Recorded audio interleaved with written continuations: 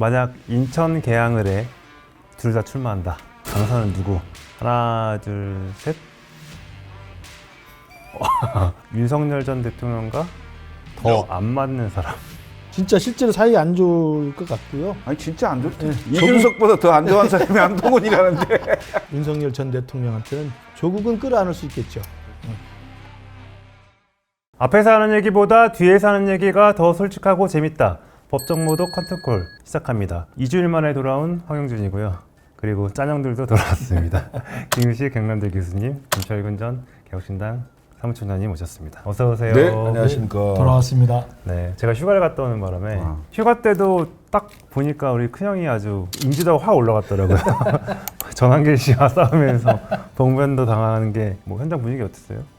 아니 뭐 전환길 씨와 싸워서 인지도가 올라갔다기보다는 이 법정 모독 커튼콜에서 이미 인지도는 상당히 뭐 확보가 돼 있었죠. 이미 인지도는 보면 뭐 정치는 잘할 것 같은데 그럼요. 왜 자꾸 떨어지지? 그러니까 내공이 있기 때문에 전환길 씨 정도가 뭐 소란을 떤다고 제가 뭐 눈 하나 깜짝합니까? 아니 근데 고맙게 생각해야 돼. 고마울 게 뭐 있어요 그 사람한테. 아니 전환길 때문에 대구에서 난 깜짝 놀랐어. 그날 저희 뉴스를 봤는데 나도 깜짝 놀랐어. 갑자기 막 배신자 김근식 이러는 거였어. 왜 근식이 형이 배신자가 됐지 하고 잠깐 생각했는데 야 이번에 되겠네 생각을 한 거지. 제가 그래서 김 총장 그 조언을 듣고 수석 최고라는 이야기는 어디 가서 안 해요 이제. 표중에 최고는 동정표라니까. 그러니까. 근데 그때 그 사태로 인해서 전환길 씨가 그냥 경고 정도로 그냥 네, 경고로 끝났는데 그 소식 들었을 때 좀 그때도 뭐 기자분들이 전화를 주시더라고요. 경고로 나왔는데 어떻게 생각하냐. 같은 급으로 제가 보고 싶지도 않고 생각하지도 않기 때문에 노 코멘트. 이건 이제 우리가 이야기하는 이제 선의의 무시 정책이라고 전환길 씨의 이야기만 듣고 그렇게 경고를 했다는 점에서는 납득하기 어려우나 급이 다른데 제가 뭐하러 거기 일일이 대응하겠습니까? 비나인 니글렉트. 선의의 무시. 근데 약간 저 그 장면을 보면서 좀 의아했던 것 중에 하나가 갑자기 배신자라는 프레임이 오랜만에 또 등장한 것 같아요. 국민을 배신했다는 것도 아니고 윤석열 전 대통령을 배신했다는 그렇죠, 건데 아니 덕본 것도 없잖아. 그러니까 그 배신자라는 일부 강성당원한테 먹힌다는 것 자체가 이해가 안 되고 그래서 제가 이제 그 다음 연설에 배신자 김근식입니다. 여유롭게 스스로 셀프 디스하면서 배신자란 단어를 제일 많이 쓰는 데가 바로 조폭이다. 그런 말도 안 되는 정당의 문화를 배신자 낙인 찍기로 해서 전당대회에서 횡행한다는 건 우리 당 스스로가 너무 창피한 일이에요. 사실 생각해보면은 박근혜 정부 때 배신자라고 딱 낙인 찍힌 분이 유승민 전 대표잖아요. 유승민, 김무성. 김무성 그렇죠. 그래서 영원히 정계에서 퇴출됐잖아요. 극급으로 언론에 가셨는데 그럼요. 그 이후에 정치적인 상황을 보면 그분들도 계속 약간 짠내나는 듯한 느낌인데 그러니까 이제 배신자라는 게 윤석열을 배신했다고 배신자라고 하면 그건 말도 안 되는 조폭 논리라는 말씀을 드리고 논리적으로 충분히 납득이 되는 이야기인데도 현장에서 보면 이 짠물 당원들께서 그런 논리로 우리들 비판하는 거 보면 그러니까 윤석열 참 이해가 되지 않아요. 어게인 윤석열이나 윤석열을 지지하거나 뭐 지금도 얘기하신 분들은 결국 이재명 대통령을 배출하는데 1등 공신들이거든요. 더군다나 지금도 마찬가지예요. 이재명이 집권초인데 뭘 잘못했다고 비판 막 하려고 그러면 윤이 딱 팬티 차림으로 나오고 김건희가 뭐 출석하고 이렇게 해서 다 화면을 가려버리는 거예요. 그 사람들 데리고 뭘 하겠다고 지금 김건식을 배신자라고 얘기하는지 그거 안 되는 거죠. 근데 이제 우리 최고위원 토론회가 있었어요. 우리 조에 있었던 나머지 3명도 전부 저를 공격을 해요. 공격 논리가 비슷해요. 탄핵 반대를 하기로 당론을 정했는데 당론을 이행하지 않고 탄핵을 찬성해서 몰아냈느냐 이거예요. 근본적 원인 제공은 계엄 아닙니까? 배신자 프레임이나 탄핵 반대 당론을 위반했다는 내부 총질 프레임이 다 뭐냐면 윤석열에 대한 왕처럼 떠받드는 충신 문화밖에 없어요. 과거에 윤석열이 대통령 할 때 이준석 잘라내 그러면 째리따봉하고 그래서 이준석 다 쫓아내고 그리고 한동훈 쫓아내고 일사불란하게 작동했던 우리 당의 문화였잖아요. 저는 그 토론을 보면서도 참 참담하다. 독재 정당의 이미지가 남아있다는 게 참 전 자괴감이 들었습니다. 자괴감. 일단 그 사람들은 정치를 모르는 거죠. 근데 그걸 활용하는 사람들이에요. 그러니까 정치는 기본적으로 국민을 대상으로 국민을 상대로 해야 되고 영화 명량에 보면 이순신 장군이 충을 얘기해요. 충의 방향은 백성을 향해야 된다 얘기가 하는 건데 이순신 장군도 왕이 아니고 백성을 얘기했는데 지금 민주국가인 21세기에 무슨 윤 어게인 같은 소리를 하냐 이 소리야.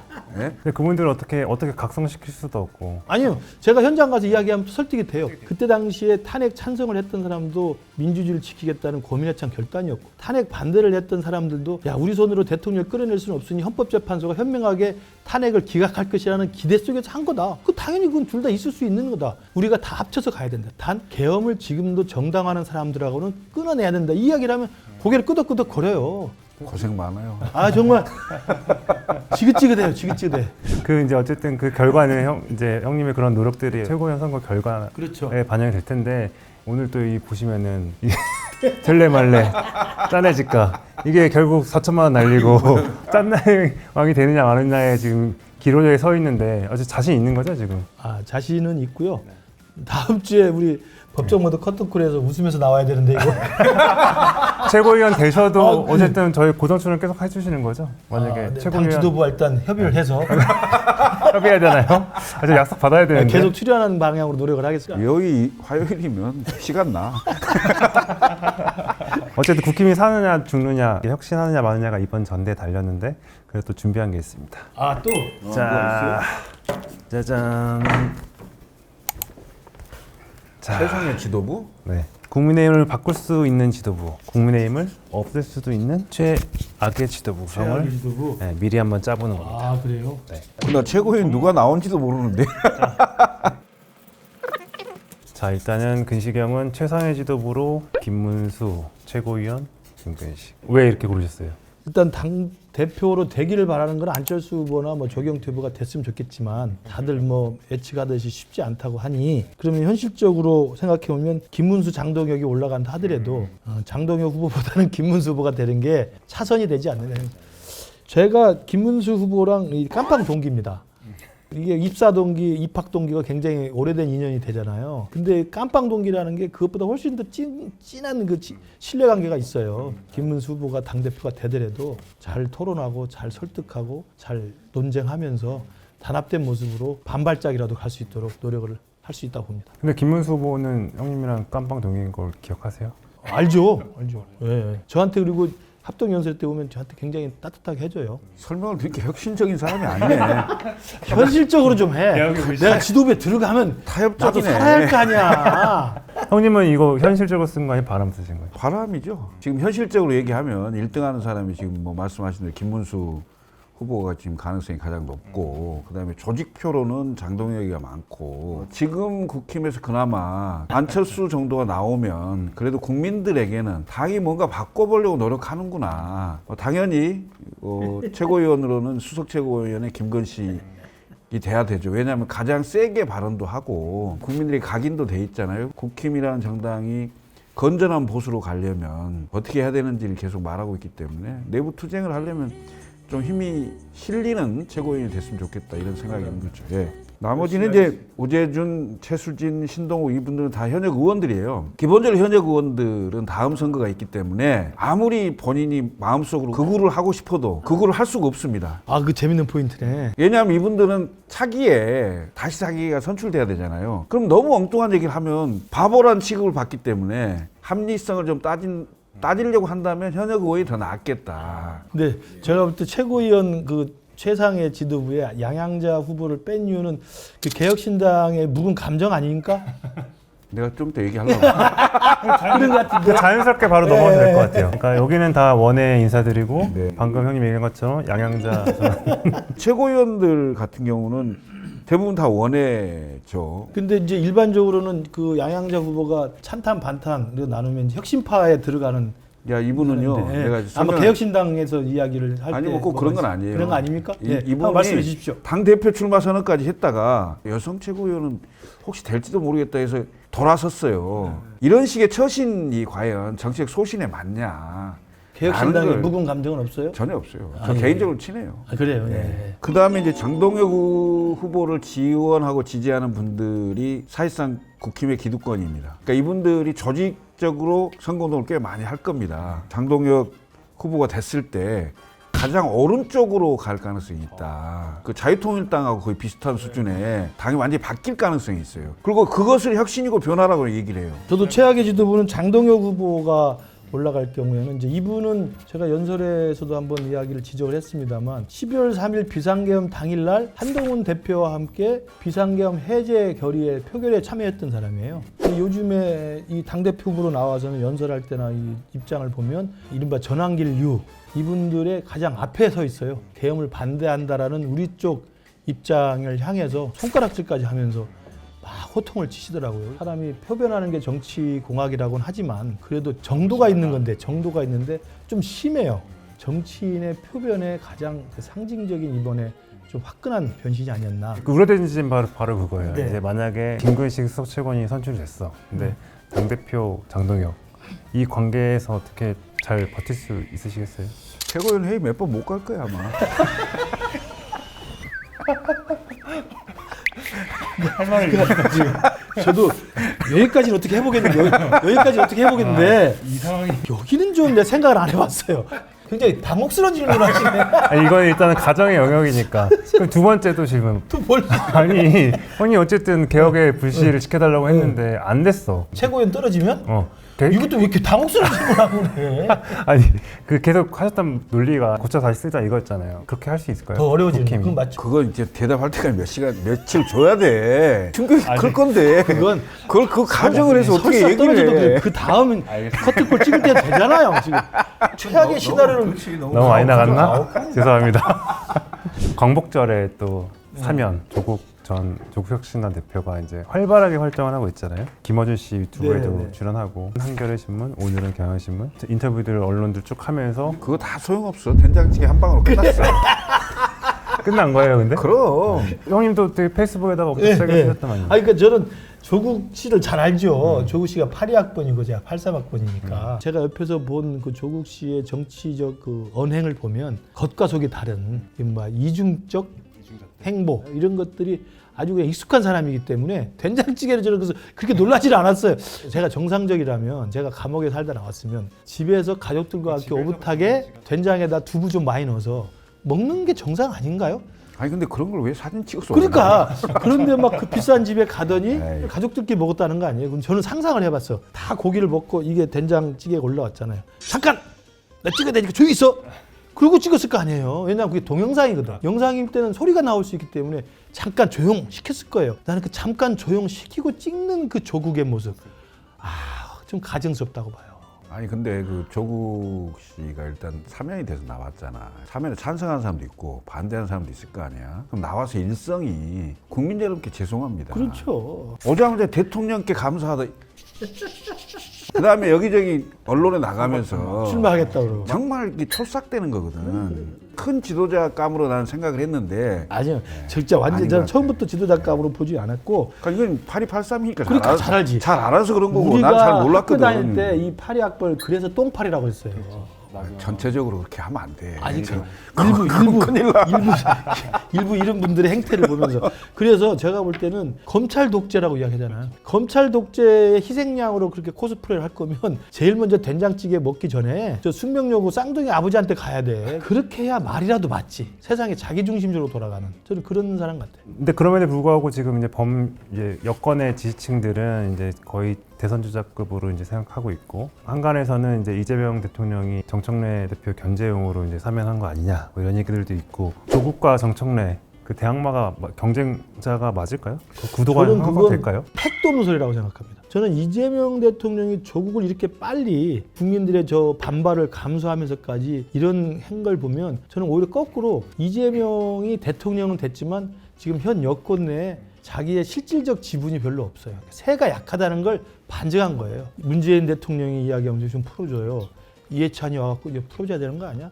백낙천 교수가 와서 좀 풀어주세요. 대통령이 되기 전까지는 윤석열 정부하고 맞서는 이제 민주당의 대표니까 힘을 보태주는 것 같이 보였죠. 대통령이 됐으면 끝. 그 다음을 생각할 거 아닙니까? 그럼 이 사람이 대통령 되고 나서 자기 뜻대로 할 수 있는 여권 내 정치 지형을 보면 지분이 없는 거예요. 정청래가 된 것도 사실 지분이 없는 게 드러난 거고 당장 조국이 다음 차기 후계자 구도에 반열에 올라버리면요. 이건 이재명 대통령은 그냥 현직 대통령일 뿐 아무런 권한이 없습니다. 여권 내의 권력 다툼과 이 지분 싸움이 좀 심상치 않을 거라고 봐요.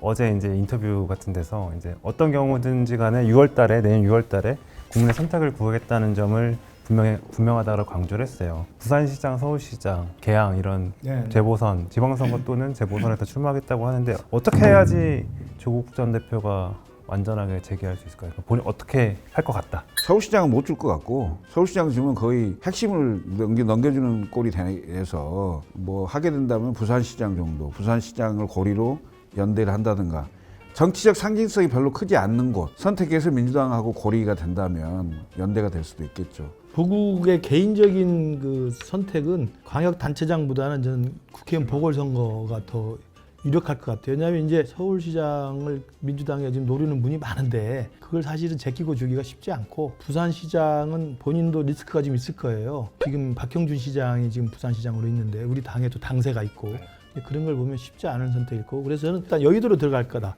왜냐하면 제일 큰 이유 중에 하나가 조국이 빠진 조국혁신당은 사실은 당이 아니에요. 그러면 빨리 와서 당대표를 해야 돼. 모두 뭐 서울시장이든 부산시장이든 가면 사실 정당 활동 사실상 못합니다. 4년 후, 5년 후에 대권 생각도 있고 그런다면 보궐선거 나가야 될 가능성이 크다. 그런데 어디로 갈 거냐? 근데 개항을 이야기 많이 하잖아요. 근데 개항을 이재명 대통령이 줄까? 안 주죠. 자기 지역이었는데 그건 자기 후계자라고 공식 지명하는 듯한 그런 분위기인데 절대 그렇게 안 할 겁니다. 근데 또 일각에서 또 재미있는 관전 포인트로 사람들이 얘기하는 게 이제 한동훈 대 이제 조국 맞대결이 펼쳐질 수 있을까? 만약에 그렇다면 누가 될까? 둘 다 서울법대 출신에 한 사람은 검사, 한 사람은 교수. 약간 라이벌 구도가 형성되는 것 같아서 그래서 또 저희가 준비한 게 있는데 또 있어요? 뭐야? 양쪽에 뭐요? 양쪽에 누구 선택하는 것 같은데? 네 1번 만약 인천 개항을 해 둘 다 출마한다. 당선은 누구? 하나 둘 셋. 한동훈 대표가 쉽지 않죠. 그 인천 계양을이라는 데가 이재명 대통령의 지역구였고 한동훈 대표가 아무리 정치적으로 큰 그 지도자라 하더라도 돌파하기가 쉽지 않아요. 그래서 한동훈 대표를 자꾸 인천 계양을에 대진표에 넣는 거 제가 볼 때 정치적 의도가 있을 수 있다고 봅니다. 근데 꼭 인천 개항 아니더라도 뭐 필요한 데가 있으면 갈 수 있죠. 다른 지역구 났을 때 그러면, 두 분이 붙을 수도 있긴 하잖아요, 그죠? 그건 해볼 만하다고 봅니다. 물론 이제 한동훈 대표가 진짜 열심히 뛰어서 충분히 승산이 있는 만약에 곳이라면 부산 그러면 충분히 할 수 있죠. 조 전 대표도 고향이 부산이고 네, 네. 그리고 한동훈 전 대표도 부산에서 어쨌든 인지도 그렇죠. 높잖아요. 네. 근데 그렇게 서로 공정하게 싸울 수 있는 곳이라면 저는 충분히 가능하지만 개항을은 저는 아니라고 봐요. 정치적으로 필요하면 나설 수 있다 이렇게 얘기해야지 무슨 이길 수 있다면이 뭐야? 둘이 고르래잖아. 누가 이기냐고 고르래잖아. 아니 왜냐 인천 개항에 나오면 막대기 꼽아도 막대기가 이기지. 근데 중요한 건 조국한테 안 줍니다. 안 주죠. 안 줍니다. 또 질문 또 있어요. 있어요? 두 번째 질문.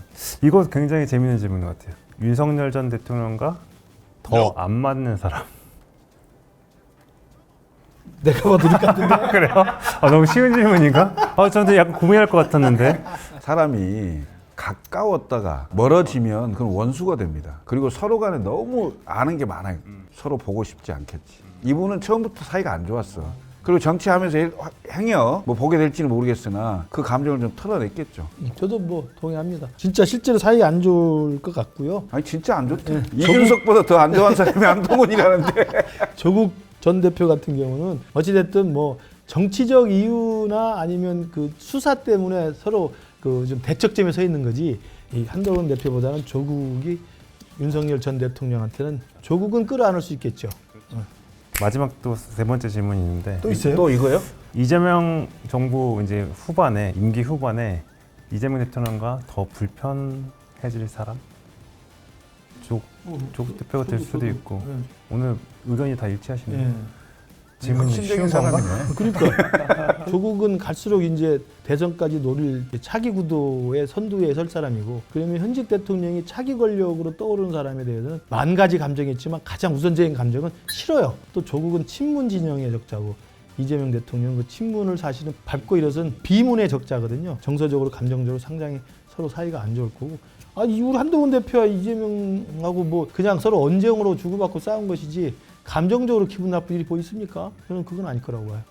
여기는 야당으로 나올 거고 여기는 여당으로 나올 거고. 그렇지. 여당이 덤인 거거든 원래. 여당은 자기 통제하에서 누군가를 후계로 정하려고 하는 거에 맞춰줘야 되잖아요. 근데 이 사람을 정했다면 사이가 좋겠죠. 근데 이 사람을 정하지 않을 가능성도 많잖아요. 만약에 같은 생각이 아닐 경우에는 굉장히 적대시 될 거예요. 그리고 이제 예를 들면 이분이 야당의 유력 후보가 됐다. 그러면 현직 대통령은 이분한테 잘 보여야죠. 본인 임기 이후에 그렇죠. 정권 교체. 이후의 문제를 생각해야 되기 때문에 YS하고 DJ 그래 YS와 이해찬 관계를 보면 알아요. 그래서 YS DJ하고 사이가 좋았잖아요. 실제로 그렇게 보시면 될 겁니다. 그렇군요. 끝내야지. 준비된 질문이 더 있었는데 시간이 안 돼서 차가 기다리고 있어. 면담하러 가셔야 네. 되고 당원들 만나셔야 네, 되고. 그럼요. 이 뒤에 그 준비된 질문은 뭐 별로 조회수가 안 나올 것 같아요. 이제 거의 그냥 지금 제작진 마인드. 우리가 항상 유튜브니까 항상 우리 조회수 생각하고. 아니 지금 사실 두 형님 정도면 이제 지분이 있어 지금 법정보도 커튼콜에 지분이 있어요. 자 여기서 마무리할게요. 오늘의 커튼콜은 여기까지입니다. 좋아요, 댓글, 구독, 알림 설정 부탁드립니다. 감사합니다.